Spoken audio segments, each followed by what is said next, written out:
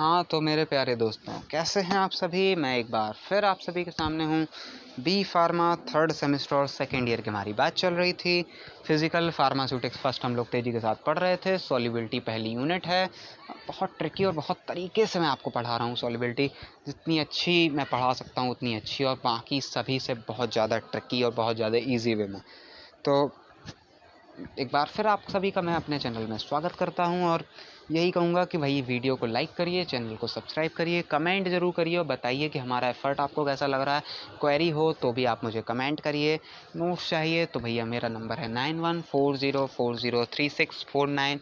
इस पर मुझे व्हाट्सएप करिए, मैं आपको ग्रुप में ऐड भी कर लूँगा। आप अगर आप मुझसे पर्सनली चैट करना चाहते हैं तो भी आप मुझ पर वहाँ चैट कर सकते हैं मुझसे।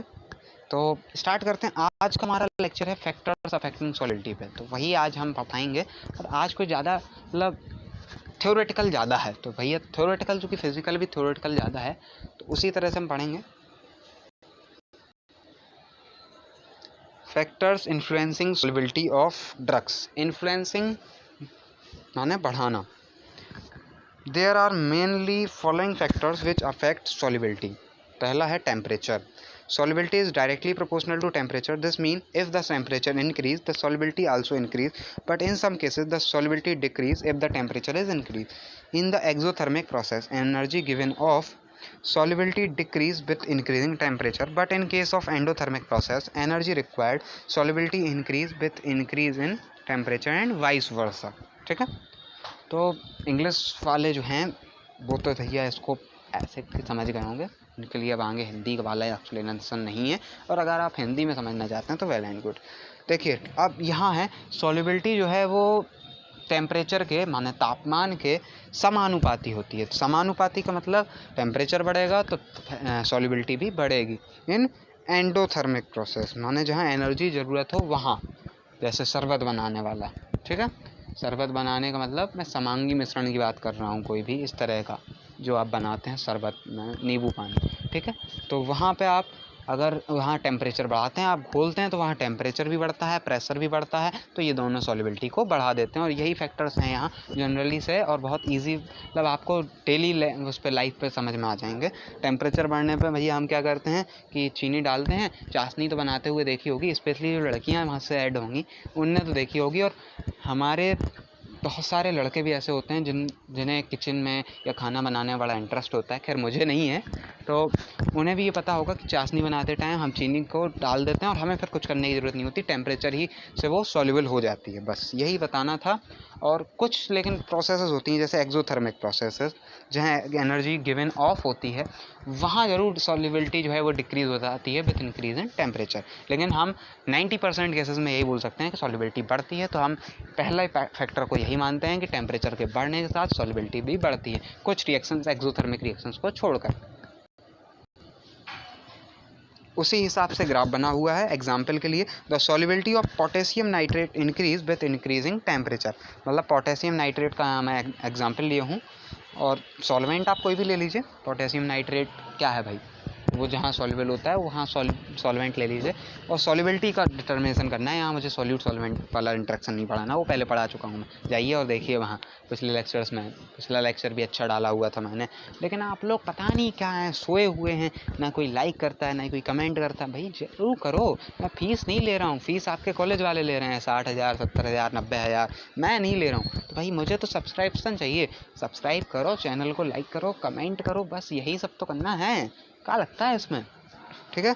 यहाँ मैंने ग्राफ भी बनाया हुआ है। Effect of temperature on solubility means जैसे जैसे टेम्परेचर बढ़ेगा, यहाँ एक्स एक्सेस पे मैं टेम्परेचर को लिया हूँ और वाई एक्सेस पे ग्राम पर 100 वाटर। यहाँ वाटर मैंने लिखा हुआ है इसलिए मतलब समझ लीजिए पोटेशियम नाइट्रेट को मैं वाटर में डिजोल्व कर रहा हूँ, ठीक है। और उसकी सॉल्युबिलिटी लिखी हुई है कि सॉल्युबिलिटी भी टेम्परेचर के बढ़ने के साथ बढ़ती जा रही है, ठीक है। बस दूसरी, नेचर ऑफ द सॉल्वेंट। पिछले लेक्चर में भी मैंने बताया था, पोलर होगा तो पोलर में ही डिज़ोल्व होगा, नॉन पोलर होगा तो नॉन पोलर में ही डिज़ोल्व होगा। मैंने आपको वहाँ सॉल्युबिलिटी का मैकेनिज्म भी बताया था, सॉल्यूट सॉल्वेंट का मैकेनिज्म बताया था, जो इंट्रैक्शन बताया था बहुत अच्छे से ग्राफ वाला। याद है ना? नहीं याद अगर देखा है तो जाइए पहले वो देखिए, प्लेलिस्ट में मिल जाएगा। चैनल को सब्सक्राइब करिए, जाइए प्लेलिस्ट देखिए, physical pharmaceutics first for B pharma third semester, वहाँ आपको मिल जाएगी, ठीक है। तो वहाँ जाकर देखिए, वो लेक्चर पढ़े हैं, अच्छा है। तो the solubility of solute in a solvent depend solely on the nature of solute and solvent, means पूरी तरह से उस पर ही डिपेंड होती है। मतलब अगर आपने सॉल्वेंट गलत ले लिया, बेंजीन को वाटर में डिज़ोल्व करते जाओगे, प्रेशर लगा लो, घुमाते जाओ, टेम्परेचर बढ़ा लो, वो नहीं होने वाला भाई डिज़ोल्व, ठीक है। तो सॉल्यूट सॉल्वेंट पे तो मेनली है, ठीक है। And the polarity of solvent affect the solubility, polarity पे भी डिपेंड होता है, क्योंकि हमारे सॉल्वेंट और सॉल्यूट भी तो नॉन पोलर और पोलर ही होते हैं। एग्जाम्पल पोलर सॉल्वेंट, वही जो मैं बता रहा हूँ वही लिखा हुआ है, इसको ऐसे ही लिख लीजिए। फैक्टर्स का तो भाई नोट्स को आपकी ज़रूरत पड़ेगी नहीं, यहीं से लिख लो, जितना यहाँ है वही नोट्स में है, और कम ही मिलेगा, यहाँ ज़्यादा मिलेगा। मैं हमेशा लेक्चर में ज़्यादा मटेरियल लाने का प्रयत्न करता हूँ, पहले भले ही कम करता था, अब लेकिन ज़्यादा करता हूँ, और जिस लेक्चर में मैं बोल दूँ उसके ज़रूर मैं कम लाता हूँ, ठीक है। इफेक्ट ऑफ प्रेशर, पता है भाई, जितना तेज़ घुमाओगे उतना जल्दी तो बनेगा भाई आपका शरबत। छोटे बच्चे को बताओगे वो धीरे धीरे आलसपन से घुमाएगा, देर में बनेगा, बट आप तेज़ी से घुमाओगे जल्दी घुल जाएगा, फटाफट बनेगा। तो solubility of the gases is increase by increase in pressure, there is direct relation between them. Gas की यहाँ मैं बात कर रहा हूँ वैसे, क्योंकि गैस मेनली होती है इस तरह की, उन्हें प्रेशर चाहिए होता है। घर में जो सिलेंडर आता है वो भी एक स्पेशल पिस्टन प्रेशर के थ्रू आता है, ठीक है। वहाँ भी एक पिस्टन लगी होती है, अगर वो पिस्टन हटा दें तो सारी गैस उड़ जाएगी, और फिर वहाँ जलाइएगा आप माचिस तो बड़ा मज़ा आएगा, ना जलाइएगा, मैं मजाक कर रहा हूँ, ठीक है।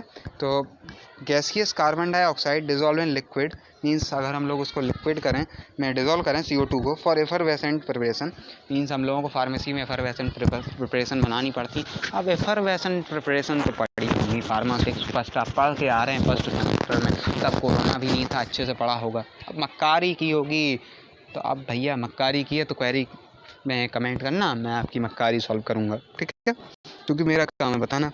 Henry's law dictates that when temperature is constant, the solubility of the gas correspond to its partial pressure। ये हेनरी लॉ ने बताया था, और ये अभी आगे आएगा, वहाँ अच्छे से बताऊंगा, यहाँ केवल शॉर्ट में समझ लो, इतना जितना लिखा है बस उतना। अब ये हेनरी लॉ वैसे है का भला, वो बता दूं।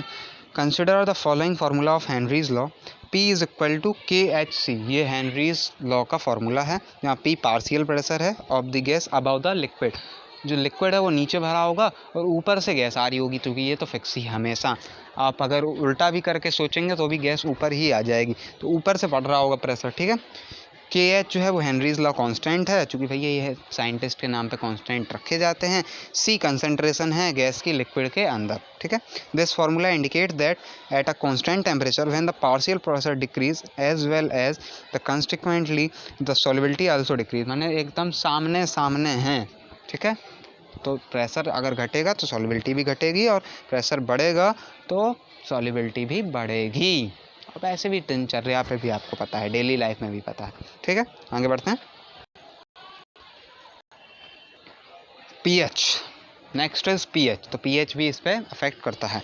For non ionizing substance solubility can be enhance by change of dipole movement. अब डिपोल मूवमेंट फिर वही कहानी, तो भैया मैं आपने पहले ही बताया, पिछले लेक्चर में नहीं देखा है तो पहले वो लेक्चर देखो, कि ये पढ़ाऊँगा मैं बाद में सेकेंड यूनिट में, वहाँ नहीं होगा डिपोल मूवमेंट तो भी पढ़ाऊँगा, ठीक है, क्योंकि ये बड़ा दिमाग खाता है।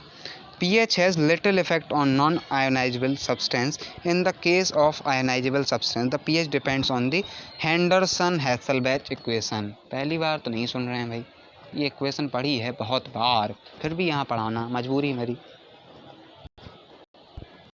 ये रही आपकी गुलाबी वाली pH वाली रिएक्शन, चूँकि मुझे थोड़ी सी पसंद है इसलिए गुलाबी भी है ये, तो और मेरा नाम भी लिखा हुआ है भाई, आशुतोष सेंगर, ये ज़रूरी है, ठीक है।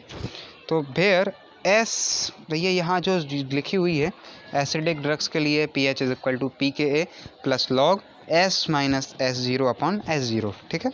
उसे S0 की जगह SO भी बोल लो, जो आपका मन हो भैया। और pH फॉर बेसिक के लिए pH is equal to pKa, और यहाँ बस चेंज हो जाता है प्लस लॉग, अपोजिट चला गया, बस इतना होता है हेंडरसन हैसेलबैच रिएक्शन में। अदर इक्वेशंस भी हैं, लेकिन अभी मैं यहाँ केवल ये लाया हूँ कि ये यहाँ यही इंपॉर्टेंट है, ठीक है।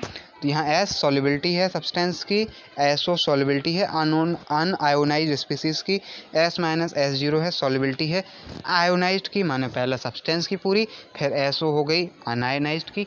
माने हमने ऐसे बोला कि आपकी लंबाई है 5 फीट 2 इंच, फिर बात आई कि 3 फीट आपकी लीजिए नीचे से आपकी जो लंबाई है पैरों की वो 3 फीट है, ठीक है, अनआयोनाइज्ड की तरह। तो फिर आपकी 3 फीट में से मैं 5.2 को घटा दूंगा या 5 फुट 2 इंच को घटा दूंगा तो पता लग जाएगी आपकी ऊपर की लंबाई 2 फीट 2 इंच है। बस वही यहाँ किया, एस माइनस एसओ कर दिया तो वो आ गई आयोनाइज्ड की।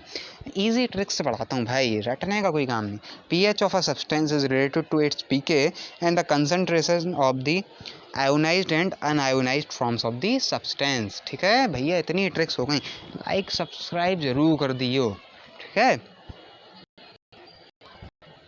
ये लीजिए, ग्राफ जरूरी है फिजिकल में या फिजिक्स में, ग्राफ का बड़ा इंपॉर्टेंस है। और फिर ग्राफ इसलिए भी क्योंकि आप लिखेंगे आधे पेज की थ्योरी, उसकी जगह अगर आपने ग्राफ बना दिया तो एग्जामिनर खुश हो जाता है, हाँ बंदे को आता है। बट अगर आप थ्योरी लिखेंगे तो कोई नहीं पढ़ता।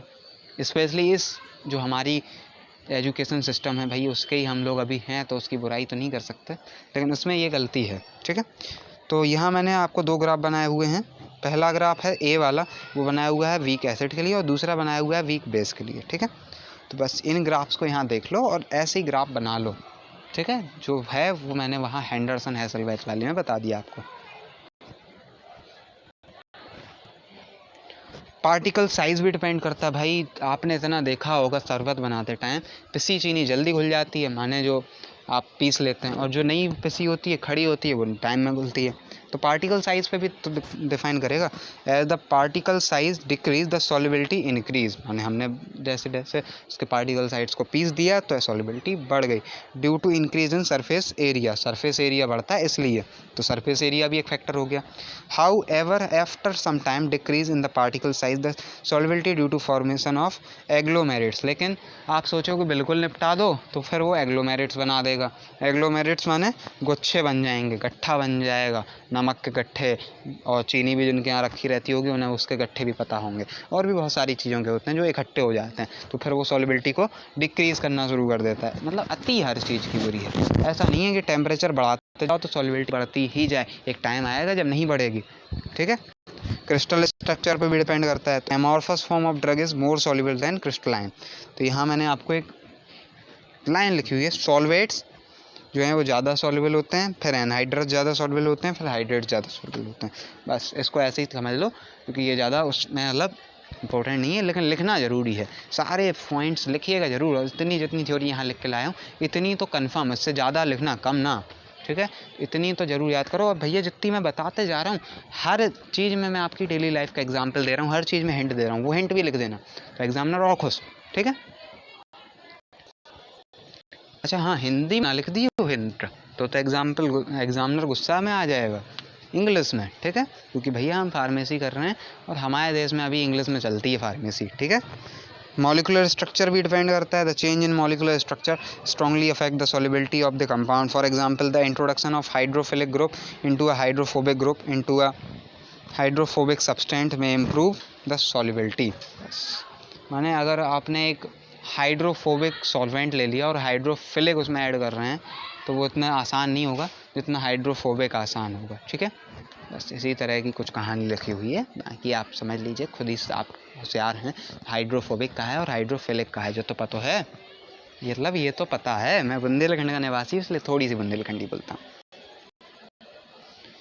हाँ तो भैया पिछला लेक्चर तो देखा था ना, सॉल्यूट सॉल्वेंट इंट्रैक्शन भी डिफाइन करता है सॉल्युबिलिटी के लिए। जितने जल्दी सॉल्वेंट करेगा कि आ जाओ हमारे अंदर बैठ जाओ, उतने जल्दी सॉल्यूट पहुंच जाएगा। मैंने आप मान लो किसी घर पहुंच गए और उसने आपको तुरंत कुर्सी डाल दी, आप तुरंत बैठ जाएंगे। नहीं डाली, वहाँ मैंने आपको एग्जाम्पल वैसे दिया हुआ था शायद किसी में, कुर्सी वाला, ठीक है। अब वो आप देख लीजिएगा किसने दिया है, ठीक है। तो the relation between the solute and solvent is very important in determining, अच्छा वो शायद ऑर्गेनिक में दिया था लेकिन दिया यहीं था। The relation between the solute and solvent is very important in determining solubility.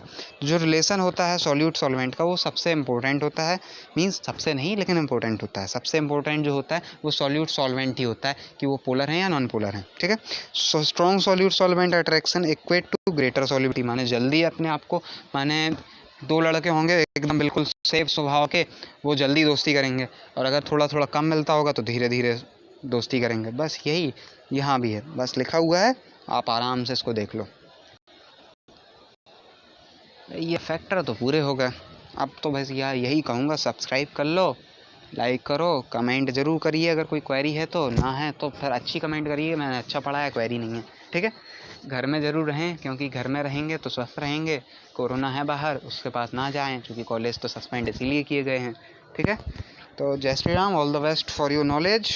Comment me for any query, subscribe my channel please, hit the like button. चलते हैं, मिलते हैं अगले लेक्चर में, ठीक है। तेज़ी के साथ तो हम पढ़ ही रहे हैं।